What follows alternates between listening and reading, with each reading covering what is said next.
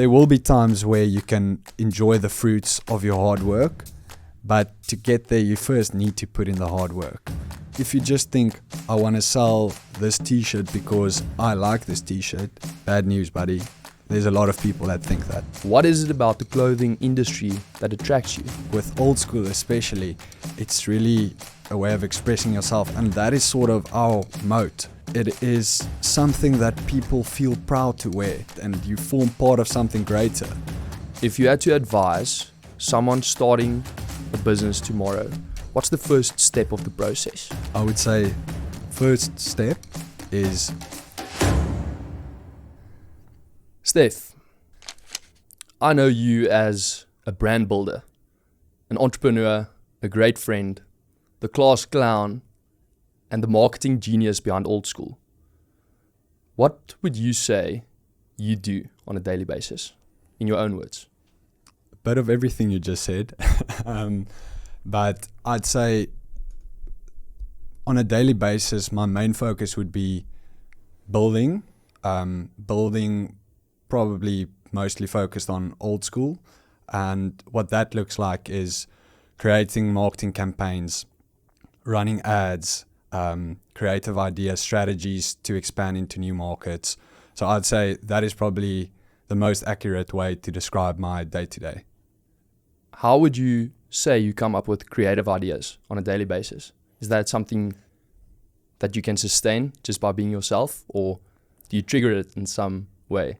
I'd say it's a difficult one. Being creative, often you need to be quiet and make time to sit and think, and everyone would know there's not a lot of time for that in this busy day and age. It's not like you just have free time to sit around. There's always work to do, loved ones to give attention, friends, family.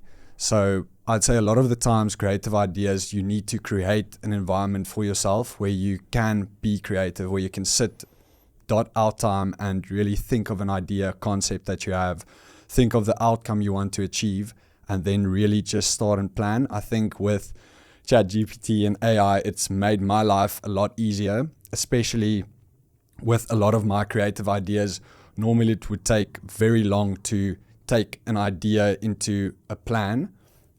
Well, now with AI, I'd give the ChatGPT, I'd give it a very clear brief and an idea of an outcome I'd like to achieve, and it will give me a 50% of where I want to be, and that 50% makes it so much easier to get to the final product. So, for instance, we had a campaign recently for Marty's that just launched yesterday, and I was going to fly to India and I got off-boarded from the plane. Long story for another day, but essentially I was on the airport and I finalized the Marty's campaign, the whole video that launched yesterday, within 4 hours.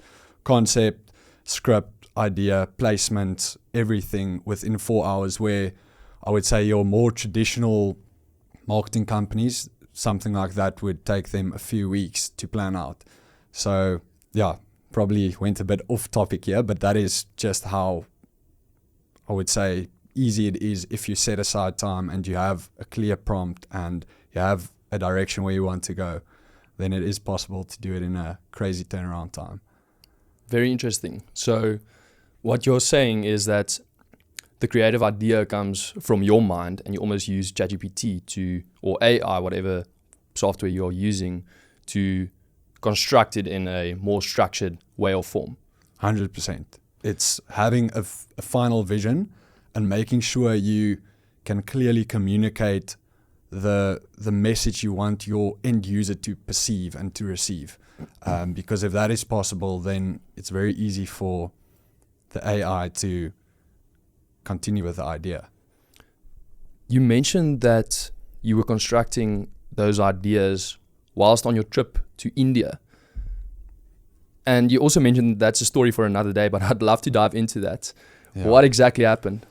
Yeah, so that was actually quite crazy. So we were in Johannesburg, ready to get onto the plane. Well, went through customs, everything was good. There was a bit of an issue with my e-visa, but there's nothing that Adobe Acrobat can't fix. got on the plane, everything was fine. And we were about to take off, and these authorities came onto the plane and essentially told me to get off. And I tried making contact with the people in India, e-visas, everything, but couldn't rectify the mistake on my e-visa, and I ended up staying behind, not going to our product trip where we would have visited our suppliers and seen some new suppliers. But at the end of the day, I was still able to execute on the Marty's campaign, and the two people who actually needed to be there were still on the plane, and I think they still had a successful trip. So at the end of the day, it was still a net positive, but it was a very strange experience. Would you call that one of the craziest experiences that you've had at Old School, or not necessarily? I wouldn't say craziest. There's a lot of crazy experiences, but this was definitely something that I'd not like to relive. Me being someone who likes a comfort zone, something like that it completely threw me off. Like I did not enjoy that at all. Even though I can laugh about it now, in the moment I was not happy. And why would it be necessary for the head of marketing of Old School to be in India at the suppliers and the factories, and for two more people to go to visit the factories? Why was that necessary for you? So, good question. We are obviously a product business, so it doesn't really help if we have great marketing or are perceived as a premium brand, but our product isn't good. So we are trying to put a lot of time and effort into really, really making sure that we are going the extra mile with our product, our packaging, and that's something you really can't cut the corners on. If you do a great job at marketing, but people receive the product and it's not great, they won't be coming back. But just on your question, why I was also on my way there, I'm also semi-overseeing like the product development side, just because I feel like I have quite a good eye for fashion and trends and quality garment fits, etc. So it is really something that I'm passionate about, and I love working with Ashley, who's basically spearheading our product division. And I just wanted to be there to sort of give my guidance and inputs, but probably not as needed as Ash and Doug, who went. It's super interesting that you mentioned that, and I wasn't aware of that at all. I've noticed with some of the previous companies that you've started that all of them align to the same thing, and it's normally within the clothing industry, like the Fearless brand that you've built, the sneaker flipping that you've been into, and some of your clients with your previous company at Vertify. What is it about the clothing industry that attracts you? So with clothing, it's something that everyone wears on a daily basis, and much more than just the fact of wearing it. It sounds cringe, but I really feel like clothing is a way of expressing yourself. It gives everyone the opportunity to sort of portray their personality and just themselves as human beings, you know. The clothing isn't just something you wear, it's really a way of expressing yourself, like I said. And I think with Old School especially, it's something, and that is sort of our moat. It is something that people feel proud to wear, you know. Great, I'm wearing a short and it feels good, but if you associate it with a premium brand or with the Springboks, for instance, it's much more than just expressing your style. It's basically saying what you believe in to an extent, and you form part of something greater. So that's very cool for me. I love that you say that, and I can clearly see how Old School is portraying a specific message. What is that message that you guys are trying to portray? So there's a few, but I'd say, if I can rather turn the question and say how we want to be perceived, I would say we want to be perceived as the brand that is aspirational and that gives people a nostalgic feel. When you wear our products, you need to feel that you're part of something bigger. Like I said, with our SA Supporters product that isn't linked to the Springboks or to Bafana or any specific sport, it is linked to South Africa. It is linked to the unifying South Africa, and that's why it has been such a success. So really just having products that people feel proud to wear, and that creates a sense of nostalgia when you wear it, being done like it was done in the old days. There's a statistic that more than 70% of small businesses in South Africa fail. Would you say that is maybe one of the distinguishing factors that give you guys success? That's a crazy stat. I'd say, touching on moat that I just mentioned now, I think a lot of small businesses fail because they don't really know what is their differentiating factor. For us, it has always been, we know what we're good at and why people buy our stuff. So I think a lot of businesses think, ooh, I've got a cool t-shirt that I want to make. Great, there's thousands other people that also have cool t-shirts. Why will people be buying yours? And I think a lot of people start a business without asking themselves the question, what makes me different? Because if you know that, you can tap into that from a marketing perspective, and really just nail that and focus on that niche. Is that something that you've always known or learned in your studies? Or is it something that you learned through years and years of experience? I would say a bit of both. I've always loved the human mind and trying to figure out how people think. So planning any marketing campaign or any product before it's launched, it's almost figuring out how it will be perceived by the end consumer and then working that back. Because once you have that figured out, you know how to position your product, if that makes sense. For instance, with our Springbok stuff, it was saying, great, people wear Springboks products when they go to rugby. But Springboks is one of the strongest brands in South Africa. Why are people wearing a horse or, stuff like that? Why are they wearing that? And that was when we realized our end value for our consumer is producing a product that they can wear every day while still feeling proud to wear it. That is a market that hasn't been tapped into. Why would you wear a horse when you can wear our country's pride, the Springboks? That is sort of the angle and the approach that I think works best when you reverse engineer it to an extent. Stef, from knowing you and listening to what you're saying now, I can hear there is very much a proud South African sitting behind that mic. Where does that come from?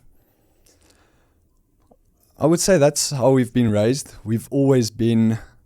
My dad's always loved sports, and always from being young, we've stayed up watching sports till late, woke up early watching boxing, everything. So I feel like it is sort of cemented in our DNA from being lighties. So I'd say it's definitely how we grew up, and me and my brothers always just loved sports. It's been a unifying thing between us and something that we shared a big passion that basically essentially led to us starting Old School. It's interesting that you mentioned that was cemented in your growing up. And I know that your father has written 2 books on mentorship. How has that impacted your life?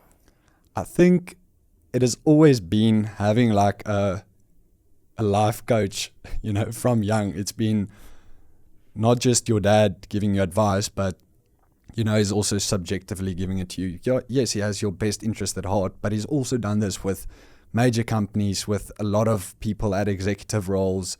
I think knowing that, you're a bit more open to receiving his advice, because as a young teenager, you're a bit stubborn and you don't always take your parents' advice by heart. So it's really just been a privilege growing up with my dad that's been so actively involved in our lives, and just always trying to give us value and direction. Let me ask you this. What or who is the Buffalo Pride? So the Buffalo Pride, it's in one of my dad's books. It's essentially a pack of lions that was renowned for their success rate. Never before there was any pride of lions that was able to take down a buffalo. It's just unheard of. It's crazy. But these pride of lions was so good at working together that they just hunted buffaloes. They were excellent at execution and working together as a team, using their strengths to take down the Lions, but to their detriment. So the story actually goes that they were so good at executing, hunting, that they actually forgot to raise their cubs. So their cubs was being eaten by hyenas or other wild animals while they were the most successful pride of lions. And I think my dad also writes about this in his book. So often you see this in corporations or in businesses that you have a great successful team, but you're so focused on the current success or the success that's coming that you don't focus on your current talent pool or, nurturing the business, that you're essentially writing a ticket that says expiring in 2 years, and I think that is a very scary place to be, that you become so focused on success now that you don't focus on future success and future talent. How would you say Old School is practically doing that at the moment? Daniel, my brother, is a big visionary, and he's, I want to say, almost the puppet master. He has a general vision for the company, and it's almost like he's got this crazy roadmap and blueprint in his head, where he just knows what needs to be done, but also who needs to be in what position for things to be done. So on your question, I've often seen him making a hire or saying we need someone, where I'm like, it really doesn't make sense. It's a complete overhire to get this person on board right now. And more times than not, 3 or 4 months later down the line, you look and you say, wow, I don't know what we would have done if we didn't have this person already trained in this role, functioning at 100%. So I think it's being proactive. So yes, it's definitely something we're doing, but something I can't take any credit for. Would you say one of your crazy ideas was buying a one-way ticket to the 2023 World Cup and not knowing what the outcome would be? Yeah, that was crazy. I mean, even on the airport, it was my first time traveling international in quite a long time. So I was ready to just go check my bags, and they were like, can you see your visa? I'm like, yes, great, check my visa. They're like, okay, and show us your flight ticket and your return ticket. And I was like, flip, I didn't know that you actually need to show them your return ticket, which actually makes sense thinking about it now. So we quickly figured that part out. Not going to go into too much details without having to book a return ticket. Went through, and it was just one of the craziest experiences. When you asked me earlier what was some of your craziest experiences at Old School, this definitely came up. Like, I've never worked that hard like that we did in those 2-3 weeks being in Paris, but also it was just absolute scenes. Like, every weekend stressing your ass off because if we lose, we're going home, and the box just keep on ticking it with 1 point every single week. My nerves were shattered. I've heard a story about that trip where you sat in one position for more than 12 hours, working straight, fulfilling whatever job you were doing, without getting up. How important is discipline for, first of all, a beginner entrepreneur or someone that has been in this game for a while but not seeing success? No, that was crazy. I remember, actually, I was thinking about it on my way here. It was the Wednesday before the final. We woke up at like 5:30 in the morning, and we see that some of the people in the warehouse just pulled an all-nighter to fulfill the stock and fulfill all of the orders. So that sort of gave us motivation, being like, wow, we woke up and we thought of sleeping another hour, and we just said, well, we can't do this. We got up, started working, and at, I think, 9 that same night, I haven't left the apartment. I don't know if I've even had lunch or ate anything, but we sat and we got stuff done. And ultimately, on your question, I think there will be times where you can enjoy the fruits of your hard work, but to get there, you first need to put in the hard work. I think a lot of people try and fantasize the end result, while you need to actually get stuck in the hard work and not focus on that, because it's just a dream until you actually put in the hard work and give yourself a chance of making it happen. I've seen you and Daniel do collaborations with guys like Riccolin Moodley. Would you say that he is someone that embodies that hard work beginning stages of an entrepreneur? He's got such an unbelievable story. I mean, I was completely moved by his story. I met him when we did the shoot with him with Supersport and with Drekkers. And he's such a down-to-earth guy. And when he told me his story, he's essentially still busy providing for his family. His dad is working a job that's barely enough for them to pay rent. His mom can't work. So anything on top of the rent, food, any other expenses, he's grafting to make that happen. He's so confident, and he says it not in a pity way. He's saying he is going to take his family out of poverty. He knows that he's equipped, he's got a talent, and he will use that to ultimately uplift his family. And I think it's just such an incredible story. Like from the users, or from our perspective, it looks like he's already made it, but you don't know what his struggle is. He's still trying to get his family out of poverty and working hard, but still he's got that belief that it will happen. So it's just so inspiring. That's incredible. And I think there are so many people among us that have that battle that they are fighting every single day. And I know that you and Daniel have had a very big heart for people who are on the daily battle. Tell me a bit more about All In Africa. As I understand it correctly, that was your COVID passion project. Yeah, that was so cool. So in COVID, our family has a little holiday home in Jacobsbaai, and we went there to just escape all of the crazy rules and regulations here in the city. And during COVID, everyone tries to keep themselves busy with something. And actually, to be honest, we were quite busy during that period already. I was busy studying. Daniel was busy with his, I think, final year CA stuff. But we just saw what people overseas were doing. There was these big movements of people really rallying behind people that are struggling during this crazy time. And it was basically seeing what an overseas company was doing. It was called, I can't remember what the overseas company was called, but we said, let's do this here. And essentially the concept was getting celebrities, influencers, sports stars on board and getting them to donate whatever they have on their heart. So it can be anything from a braai meet and greet with them all the way up to a signed World Cup shirt and rugby boots. So obviously it is a bit difficult trying to get this thing rolled out.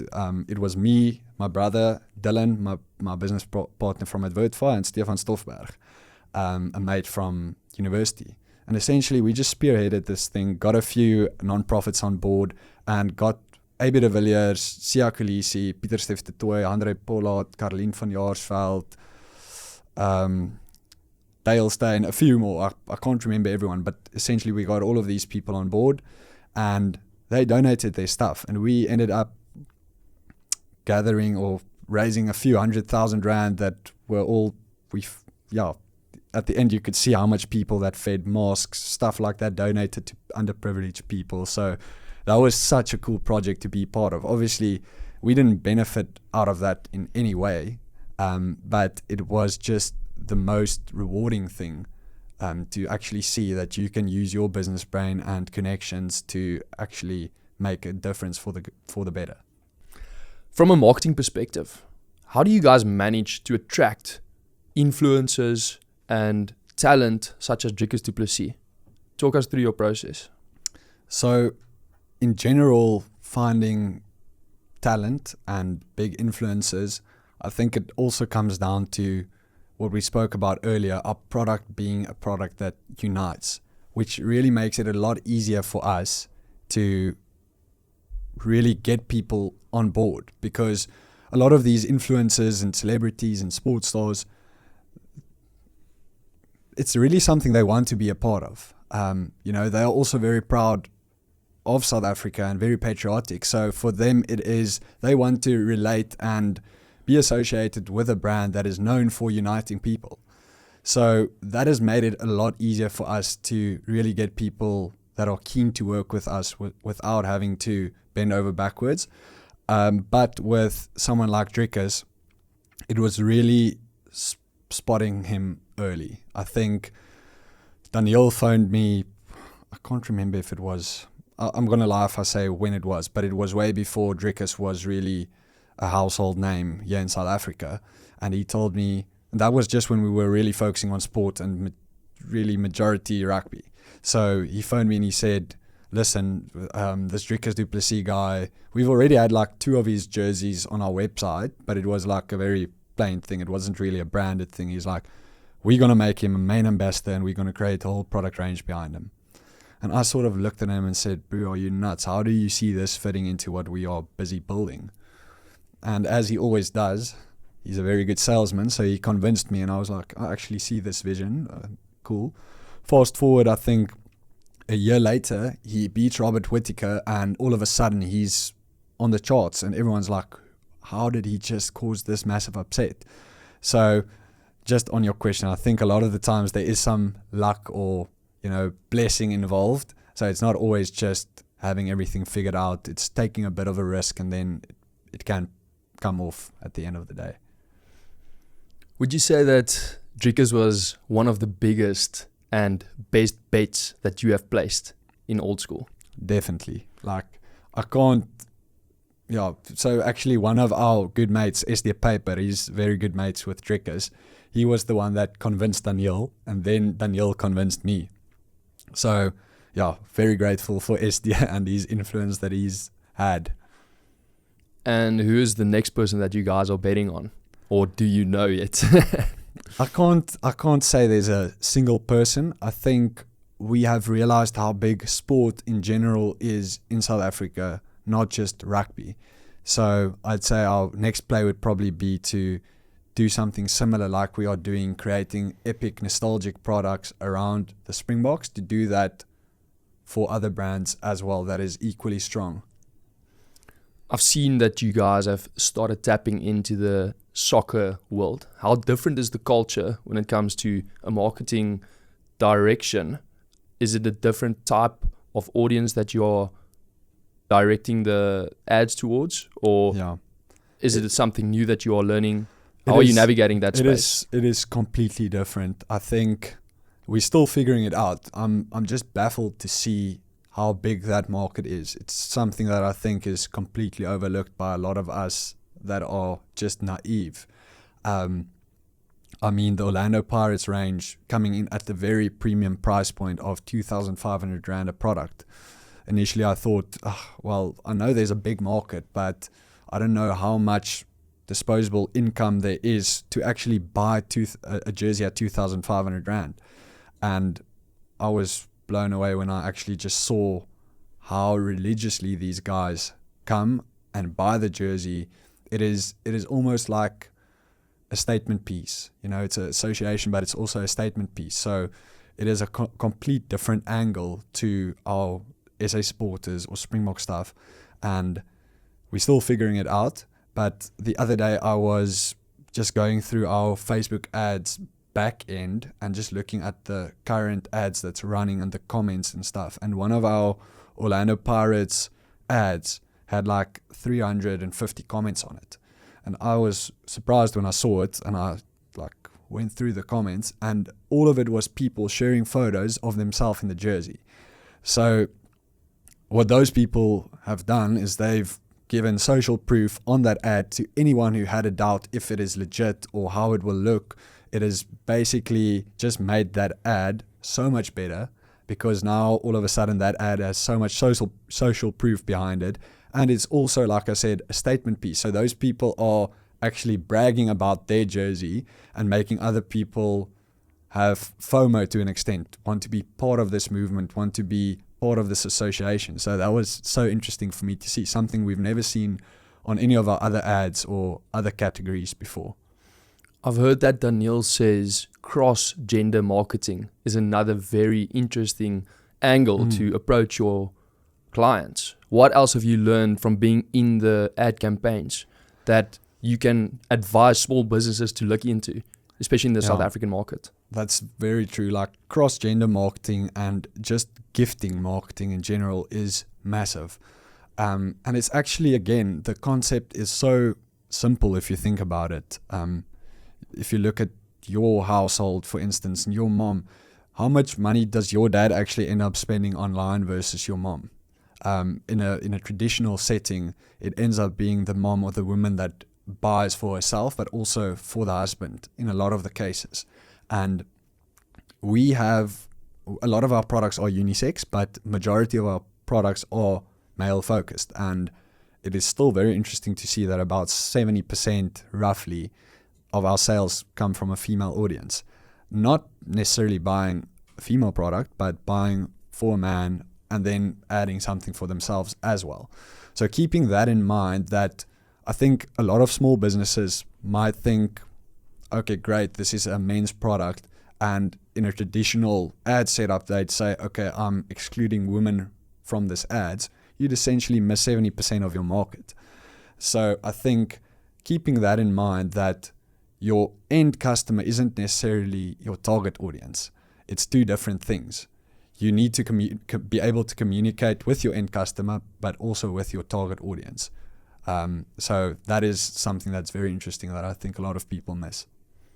If you say people miss their target audience, is that in general who they are marketing towards, or is it specifically for paid ads?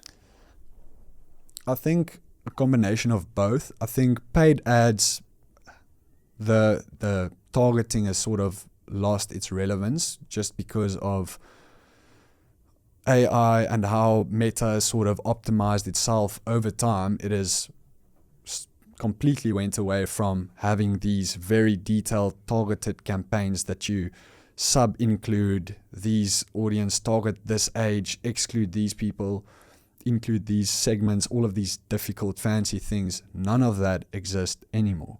It's all a broad open audience, and your creative essentially does the targeting for you. So what I mean by this is, if I am advertising a rugby jersey and I have a certain message, that message almost needs to make it clear to Meta who my target audience is.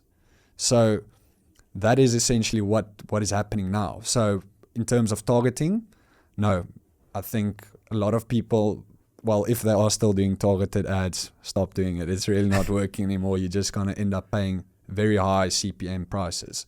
But yeah, it's really the target, not the targeted ads, but more your end audience that I'm referring to. So what I mean by that is how you message. Again, planning backwards. If you know what your target audience is, you know how you will structure your campaigns. For instance, the cross gender marketing stuff that falls into that. What would you say is the biggest skill for a marketing student who's just got out of university to learn? Because I've heard that targeted ads or paid marketing is one of the most important things to learn. Learn how to use Meta. Would you stand by that, or is it more generally how to reverse engineer a target audience that is an important? I would say Meta ads and the ads itself, that's a great skill. It's great to know, but it's easy to learn. Anyone can learn that. It's numbers that make sense. It's black and white and it's data driven. Anyone can do it that doesn't have a real marketing background. I would say the most important skill would be to understand how a consumer thinks and being able to really reverse engineer your campaign, like I mentioned. Because that then ties into everything, how you will be running your ads, your messaging, your email marketing, how you want to be perceived. If you can reverse engineer that, you'll essentially be a good marketer, in my opinion, at least for, even if it's just for a certain segment. I'd say that would probably be the most valuable, or something that I'd say if I see someone has that skill, I'd be like, cool, I'll work with you. I've seen you and Daniel perfect that part of marketing. But more recently, I've also seen a lot of attention going into podcasts, long form content, similar as what we're doing now. Why is that important for you guys? It is so important to build a personal brand. Not because someone's going to look at me or him and then end up buying a product. No, but people are, let me put it this way. the traditional way of marketing and having a very high production video where you show the bells and whistle of your product, that doesn't work.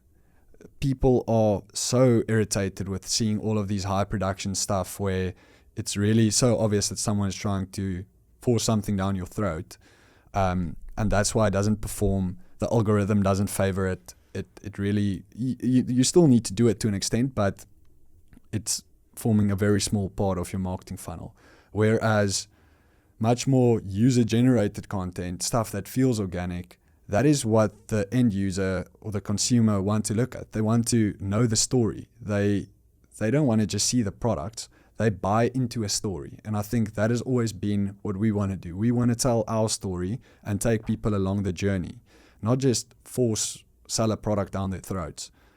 We want to tell them our vision, what we are about, and then take them along the journey. So I think that is why it is so important. It comes down to personal brand and really telling a story. We've spoken about different aspects now, where the marketing of direct audience targeting comes in, personal brand, how you don't want to sell directly to someone, but rather showcase the product in a more natural way. I'm keen to make this practical. How would you, if you had to advise someone starting a business tomorrow, or someone who has been selling a product for a few months or years, but just not getting traction, what's the first step of the process? I would say first step is figuring out the idea or product or whatever it is that you want to sell. Why do you think it will sell? What differentiates it? What will be the moat of your business? Because if you can identify that, then you know which angles you can explore.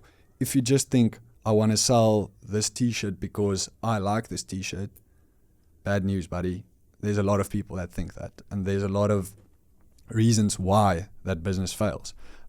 So I hope that answers the question. I think that would be the starting point. So yeah, is that more or less? I'm keen to unpack that even further, and let's use a practical example to do that. If I wanted to start a shirt company, the reason I would like to buy this thing is because it's sustainably sourced. It is a very comfortable fit. Is that enough to make a product unique or not necessarily? I would say, I would lean towards saying that wouldn't necessarily be enough, but it depends on how you position it. I think having a product that is sustainably sourced and you can position it as it's sustainably sourced, it is the perfect t-shirt, the perfect fit, all body types, same like I think it's a company called True Classics in America. They created a t-shirt company that just sell basic t-shirts with no branding, and that was their whole concept. It is the perfect t-shirt. So I think it can be enough. So to elaborate on that, I'd say, first off, I think it needs to be something that you're passionate about, right? So you're not going to start a t-shirt company if you love computers or, if it's not something that you're passionate about. So if you're passionate about it and you found what differentiates you or the angles you can explore, great. I'd say your next step would be to test the market to an extent.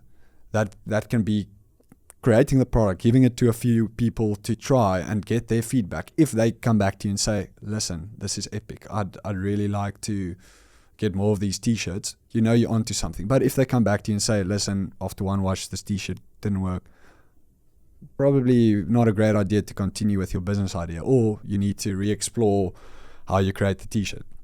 Anyways, let's say they come back to you and say, yes, the t-shirt is great, I love more.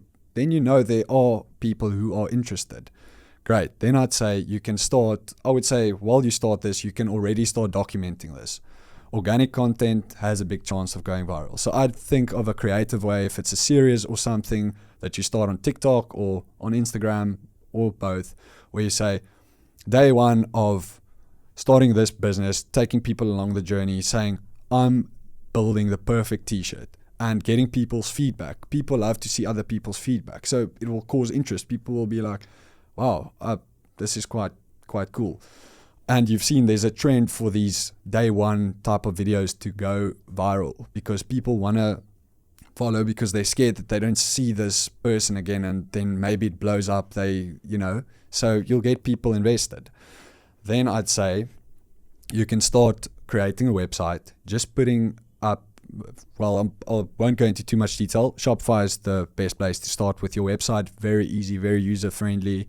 Then there's also like a 14-day free trial. Then I'd say put a password on your website and just have like a cool page and say, get an email here.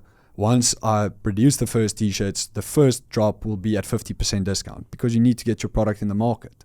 Great. It's not that you are diluting your value. You are just giving the user the value.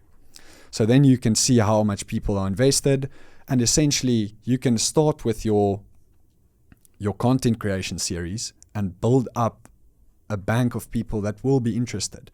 So that would basically be my idea, to then try and go viral, try and get unique angles, try and send this to influencers where they just create authentic videos where they say, listen, this t-shirt has solved my problems. I've been looking for a t-shirt like this for so long, sharing it with their audience, and they can tell the consumer to go on this link, create scarcity. They are going to drop this t-shirts, but it will be a discount, so it will be limited. It's only the first people who buy that will get it. Sooner or later, you have a bank of people, and you can launch your t-shirt without a lot of risk because you know how much interest there is. So that is essentially how I would plan it out, if that makes sense.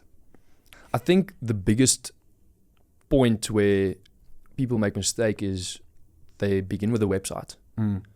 And what I'm hearing you say is that you need to begin with the interest in your product. Yeah, it's all about research at the end of the day. How can you start something without knowing if it will actually sell? And by research, I'm not just saying go on Google Trends and check if this topic or product or whatever has been trending in the last few months. You need to be practical about it. Keep your eyes open when you're on TikTok or when you're shopping, when you're browsing. Is this actually something? Is there a gap for this? Are you solving a problem in the market? Are there other people doing this? What differentiates you? That is all questions that you need to ask yourself to ultimately make a good business decision and be able to, with confidence, say, I'm going into this and I'm going to give it my all. If it fails, it's not because I didn't do my research. It's for another reason then. You recently got engaged, and I've known your fiance for quite a while. How big a part does she play as a supportive role in your career as a high-performance marketing director? No, it's so important. I think, I would say probably one of the most important things, having someone that aligns with you and knows your vision. I actually saw a video about this yesterday where someone said, if you know where I'm going and we best mates, right? And you benefiting from me going somewhere, you'd be fine with us spending less time together and you playing more of a supportive role, because at the end of the day, when we get to that final destination, you'll also benefit from it. And I think likewise with your spouse, and it doesn't just go one way. I'm not saying she should just be supporting me. I think both ways, for her and her dreams and visions and goals, I need to be equally as supportive of her, because when she achieves that, she will be happy and I'll be happy as well. You get what I'm saying? So I think having someone that really believes in you and makes it possible for you to dream and to really just go out there makes it so much easier. And what is that vision and goal that you are working towards? It's hard to put in words. It's just, if I have to be honest with you, the end goal is really, it's always been, and I think me and you spoke about it, as a lighty, I was wired from flipping 15 years old to think, how am I going to provide for my family? And it's so weird to think at 15 years old, I don't even know what I want to study, what I want to do, but that was my mindset. I was thinking about how will I provide for them. So ultimately, that has always been the goal, right?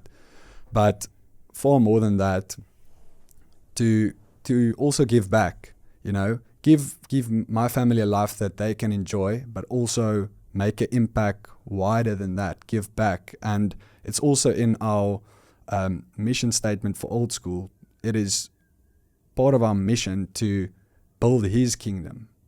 And when I say His kingdom, I'm talking about the Lord's kingdom. We are here to really build His kingdom and to be His hands. And that is what we try and do, and what we try and strive to do. If you had one word of advice for that lighty, 10-year-old Stef, or someone in a similar situation, what would you give him or her to encourage them to take that step? It's going to sound so cringe because I know me and you actually have a running joke about this, but compound, it's like the compound effect is crazy. In anything in life, there can be positive compound and negative compound. I think same way of saying it is just keep on trying, but I feel like that doesn't have that positive ring to it like compound. So I think doing good compound habits gets you so far in life. You're not going to see the fruit of it in a year or 2 years, but all of a sudden 5 years later you're like, wow, how did I get here? And it's all just being compound decisions where you chose a certain thing that basically just got you to where you are. And what does that look like practically for a decision as a high school student? What would you have done better to compound earlier and get to where you are now much quicker? I think looking back, Dylan and I tried drop shipping like in grade 10, and there was a lot of times where we stopped, and looking back now, I think we were this close to hitting a gold mine, if I can put it like that. I think that's a good example of just continuing. I ultimately still believe that everything happens for a reason, so I'm not looking back and I'm not sad that I didn't continue dropshipping or whatever, but for a younger self or for a younger person watching, I'd say more often than not, you're much closer to success than you think. In the same breath though, there is a point at which someone needs to stop doing what they are doing and pivoting towards something else. And I know this is an arbitrary question, but how do you know you've hit that point where you are kind of stuck and trying something new the whole time, but in the same business? How do you know you need to drop that and move to something new? So to put it practically, I think we stopped because there was a bit of unknown. It was like we were almost scared to experiment a bit more, whereas it's not like we hit a roof. I think you can easily realize like I've tried everything and it's not working. I've tried to pivot. I've tried everything, but yes, sure. I think if you've really sat down and said it's not working anymore and I've not just given up, I've tried different angles. I've gotten some advice from other people, other experts, but it's really not coming off. I think then you call it. But if it's a leap of faith that you need to take that you're scared of, or it's a bit of an unknown that you're scared to go into, I think then you must just do it. Would you say a mistake that entrepreneurs make is to focus on too many things at the same time? Because I've recently noticed that you have kind of pivoted more towards only focusing on Old School. As a beginner, can you comment on having different fishing rods in the water at the same time? Yeah, I think initially, I'm going to contradict myself now, but I don't think there is a thing like having too many fishing rods in the water, especially if it's calculated. If you have, let's say, a stupid example, if you have 3 lines in that is fishing for cob, it's different. But if you have 1 line in where you're throwing your line in and you waiting while you have 1 lure on and you go and cast, I think that is different. So practically how that looks, I think in any business, you'd almost need to identify what your strength also is, right? And what you enjoy doing.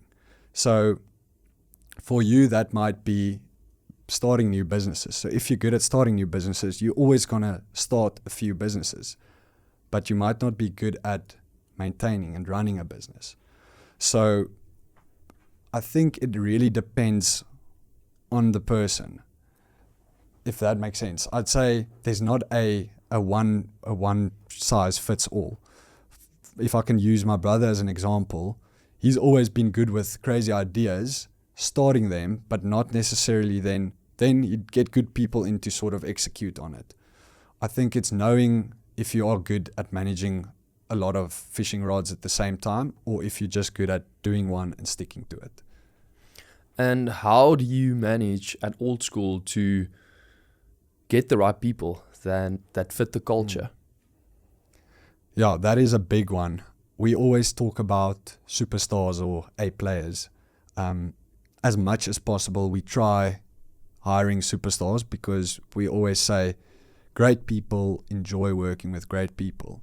It's not often that you see great people, struggling to work together. If you think about it, in any company where there are issues within the company, internal politics or whatever, it's more often than not there's an imbalance between, good and bad or average people. So we really try and get A players. It is obviously very difficult. We quickly spoke about this earlier. I'm still very new to the interviewing process and getting people, basically hired into the company. So for me, a lot of the times I'd be on an interview with my brother and he would see something that I don't necessarily see in someone. And afterwards he explains it to me and it sort of makes sense. So I feel like if I'm going to try and comment too much on this, I'll probably be lying to you. But I think there is a common trait in all of those people. It's dynamic people who want to make it work. It's not like they want to learn more. They've got a good skill, but they are very, very comfortable with, being chucked around because they'll find themselves and prove themselves.